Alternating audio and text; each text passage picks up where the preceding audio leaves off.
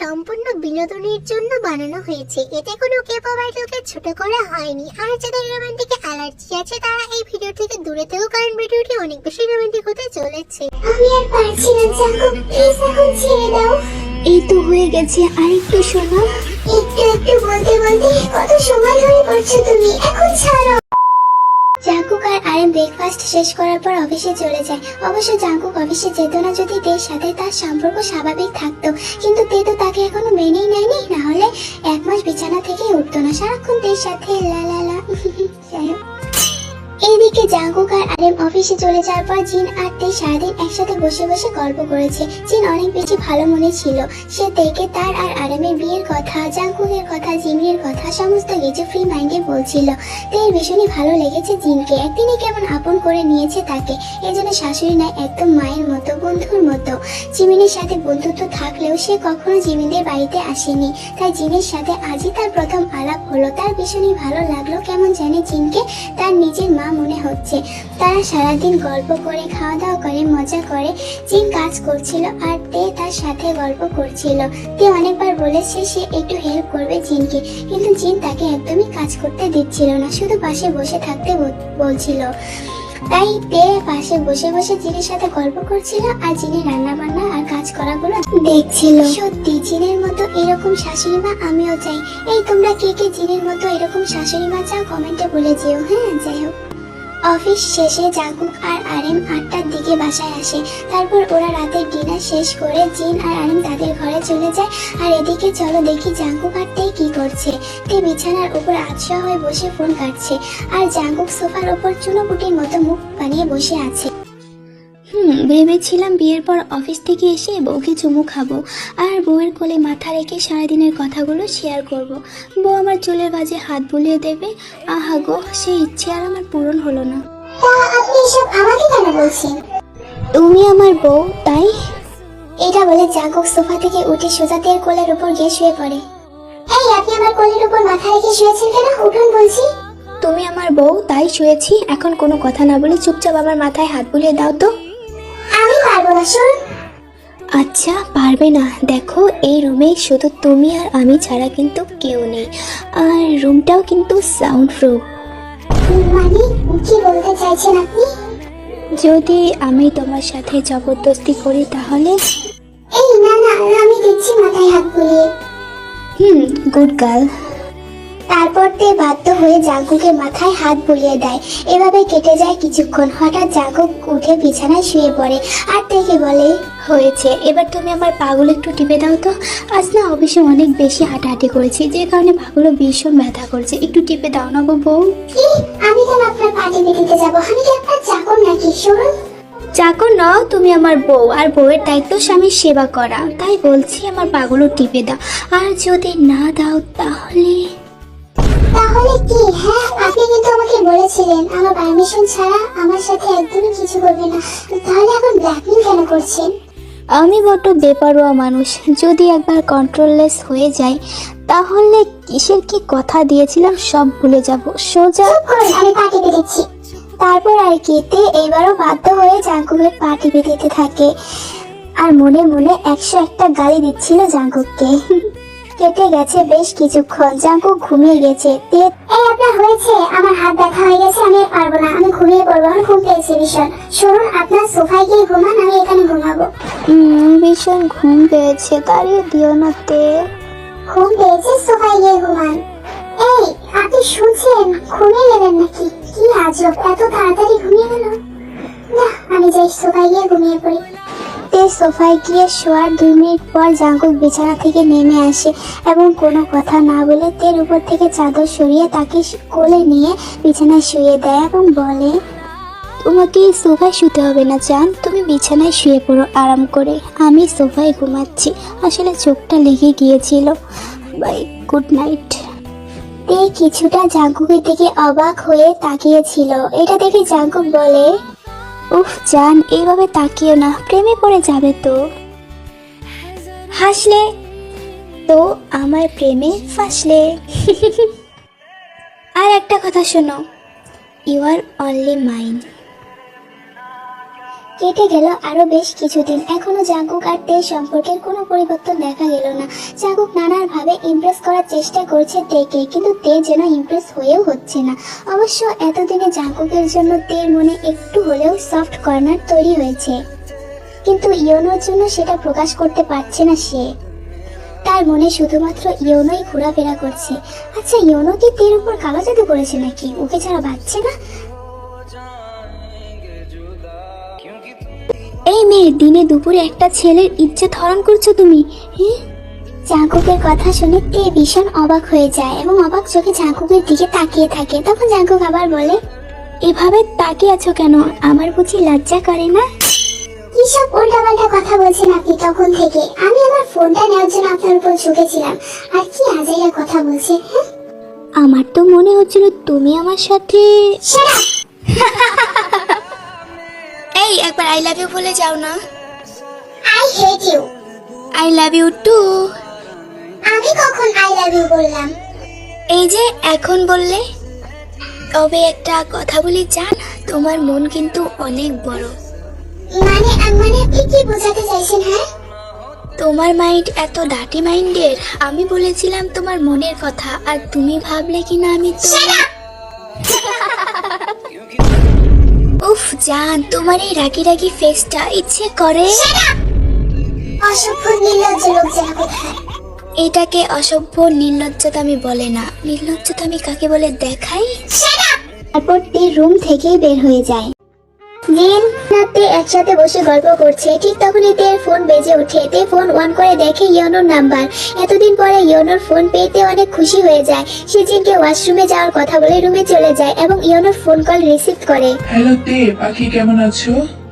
একদমই ভালো নেই। তুমি এতদিন কেন আমাকে ফোন দাওনি? সরি পাখি, আসলে আমার ফোন নষ্ট হয়ে গেছিল, তাই তোমার কোনো খোঁজ নিতে পারিনি। ও আচ্ছা। তা ওই জাঙ্কুক কোথায়? অফিসে।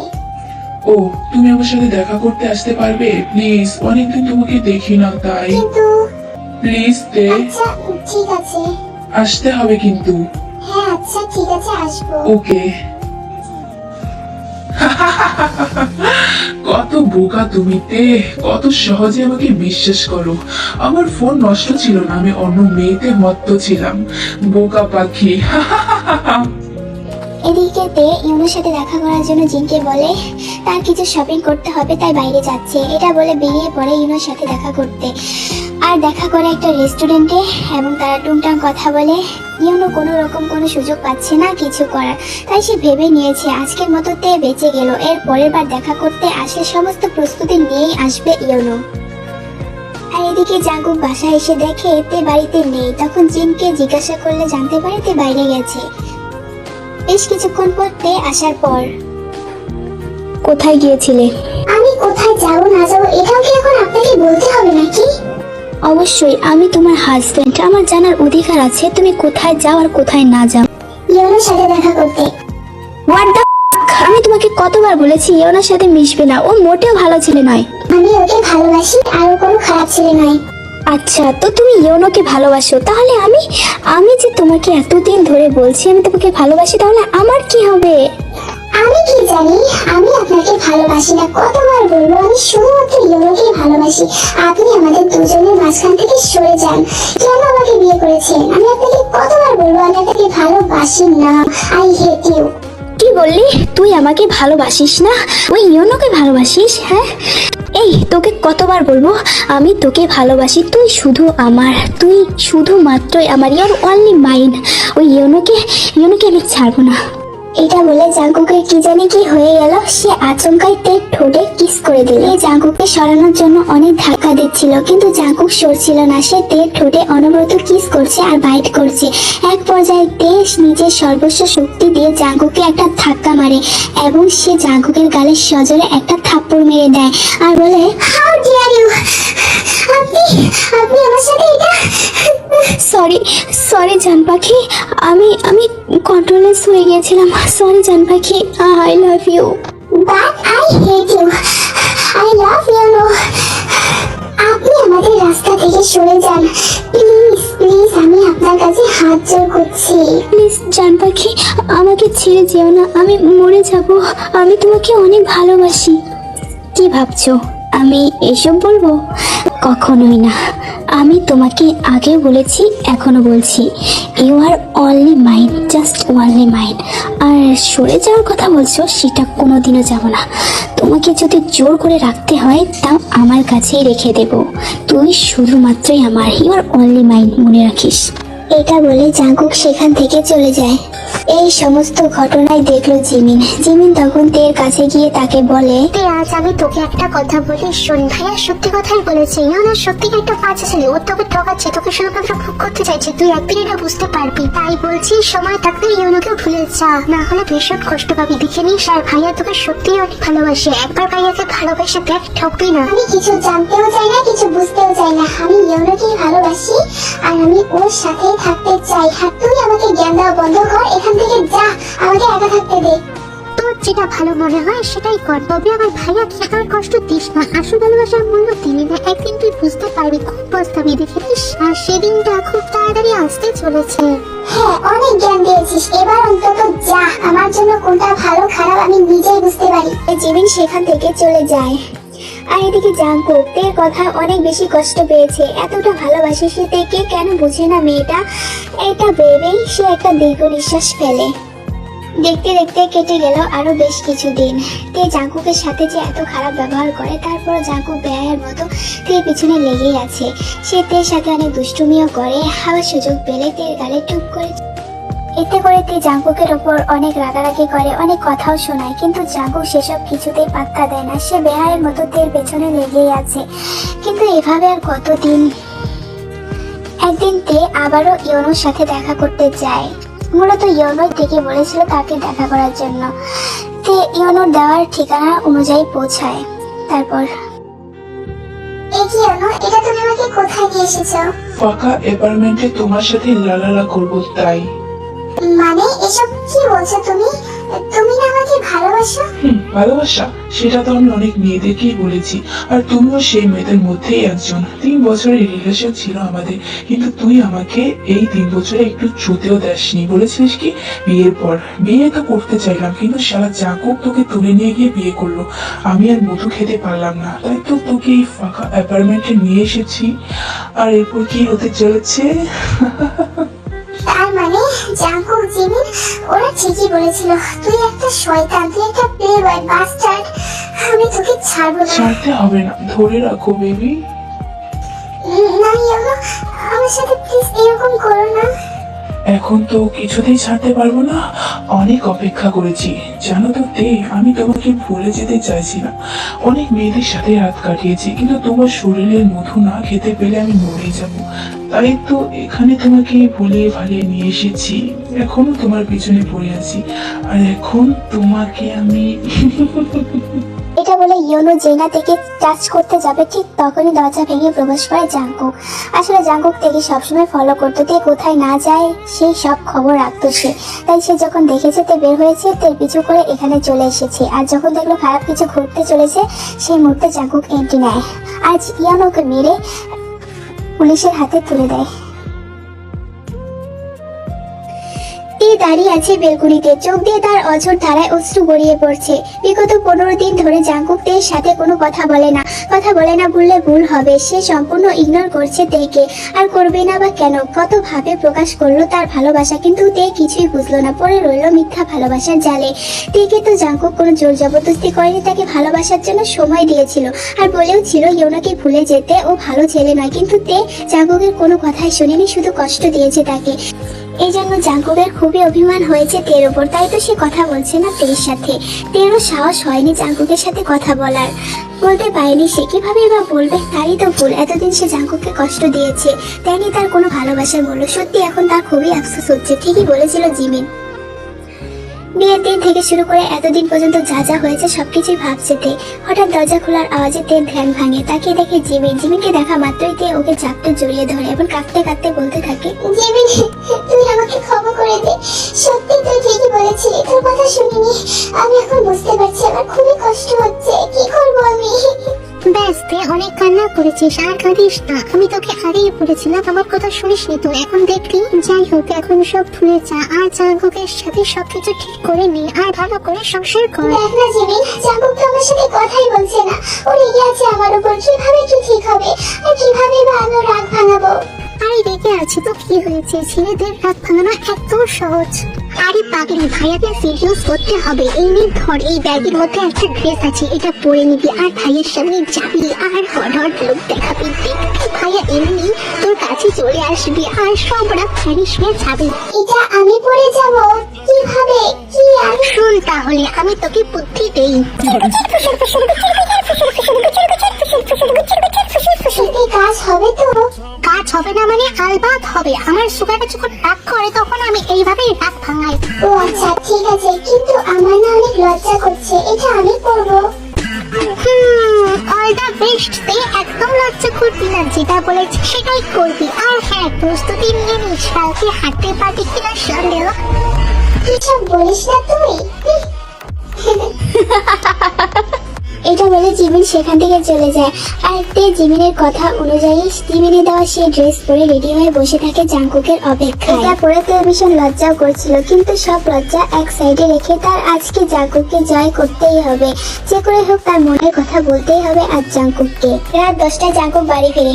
জিন আর আরেম তারা আজ কেউই বাসায় ছিল না। তারা মূলত তাদের ব্যক্তিগত টাইম স্পেন্ড করতে ঘুরতে গেছে। আর এদিকে জাঙ্কুক আসার পর তে অনেক দ্বিধাদ্বন্দ্ব কাটিয়ে আস্তে আস্তে জাঙ্কুকের সামনে আসে, কিন্তু জাঙ্কুক কোনো লক্ষ্যই করে না তেকে। সে শুধু ওয়াশরুমে চলে যায়। তীর একটু রাগ হয়, তারপরে সে বসে থাকে জাঙ্কুক কখন ওয়াশরুম থেকে বের হবে সে অপেক্ষায়। বেশ কিছুক্ষণ কেটে যাওয়ার পর জাঙ্কুক ফ্রেশ হয়ে বের হয়। এবারও সে তেকে কোনো লক্ষ্য করে না, ল্যাপটপ নিয়ে বসে পড়ে সোফায়। তে এদিকে গাল ফুলিয়ে বসে আছে, কেন জাঙ্কুক তাকে লক্ষ্য করছে না? যাই হোক, ও তো রেগে আছে, কিন্তু তে আজ জাঙ্কুকের রাগ ভাঙিয়ে ছাড়বে। বেশ কিছুক্ষণ কেটে গেল, জাঙ্কুকের কোনো হেলদোলি নেই, সে নিজের মতো কাজ করে যাচ্ছে।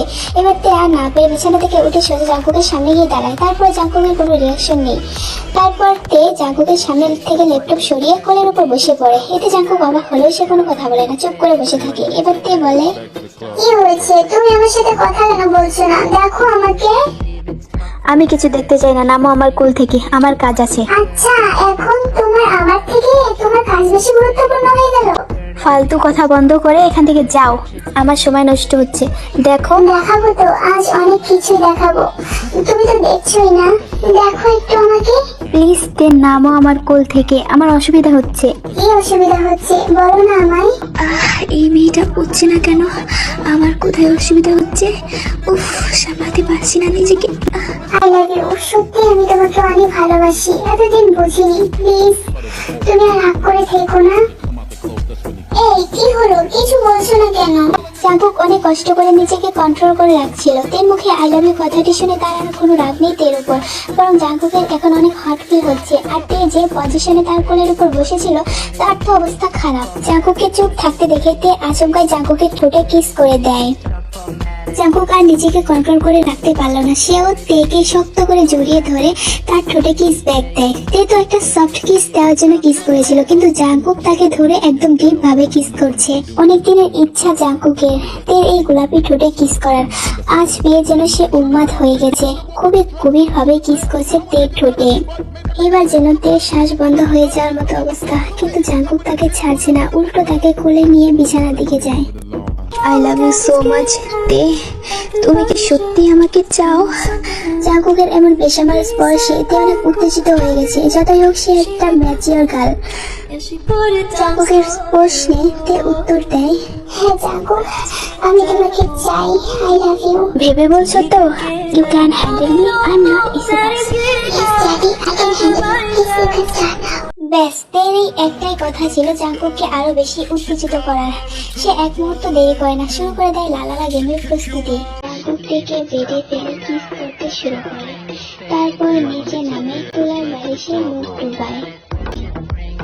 সেখান থেকে কাজ শেষ করার পর নিচের দিকে নেমে আসে বেবিদের কান্না বন্ধ করার জন্য। কি করছিস জাঙ্কুক, প্লিজ বলিস। দেখতে দাও আমাকে, আজ আমি তোমার সবকিছুই টেস্ট করবো। So don't disturb me, just feel it. দেখবে তোমারও অনেক ভালো লাগে। এটা বলে জাঙ্কুক বেবি জাঙ্কুক আর বেবি তেকে একসাথে করে আর তবলা বাজাতে থাকে। তে জাঙ্কুকের এমন কাজে উত্তেজিত হয়ে ওঠে আর জাঙ্কুকের তবলা বাজানো তালে তালে গান গাইতে থাকে। এভাবে চললো একটির পর একটি রাউন্ড। এই প্রথম ছিল তাই অনেক পেন হচ্ছিল, আস্তে আস্তে তারও অনেক ভালো লাগে আর সে মুখ থেকে সুইট সুইট আওয়াজ বের করতে থাকে। এতে জাঙ্কুক তার স্পিড আরো বাড়িয়ে দেয়। Should bring it, Hey, yo, pay sis, I it, don't think watch they're it, ready for turn this it, shit. leave it, stop, format it, touch it, bring it, pay it, Hey, yo, watch let me it, take turn their it, ass back to the club real quick. format it, touch it, bring it, pay it, watch it, turn it, leave it, stop, format it, touch it, bring it, pay it, watch it, turn it, leave it, stop, format it, touch it, bring it, pay it, watch it, turn it, leave it, stop, format it, touch it, bring it, pay it, watch it, turn it, leave it, stop, Get format it.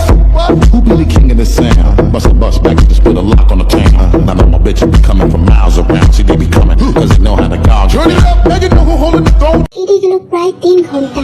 জাঙ্কুকের ঘোড়া এখনো স্পিডে চলছে। তে আর নিতে পারছে না। সে জাঙ্কুককে ছেড়ে দেওয়ার জন্য বলছিল, কিন্তু জাঙ্কুক পুরো কন্ট্রোলেস ছিল। আমি আর পারছি না জাঙ্কুক, প্লিজ এখন ছেড়ে দাও। এই তো হয়ে গেছে, আরেকটু শোনো। একটু একটু বলতে বলতে কত সময় ধরে করছো তুমি, এখন ছাড়ো। এই তো জান হয়ে গেছে, আরেকটু সহ্য করো। I can't control myself. I love you সোনা, আরেকটু। Mommy don't know daddy's getting hot at the body shop, doing something unholy. He sat back while she's driving it, she be bumping it, and she put it down slowly. Oh, he left his kids at home.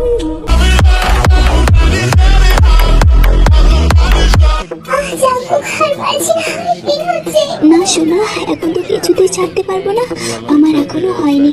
আর তাছাড়া আমি তো তোমার কাছে আসিনি, তুমি আমার কাছে এসেছো, আমাকে সিডিউস করেছো, বলেছিলে কি আমাকে সামলাতে পারবে, তো এখন সামলাও।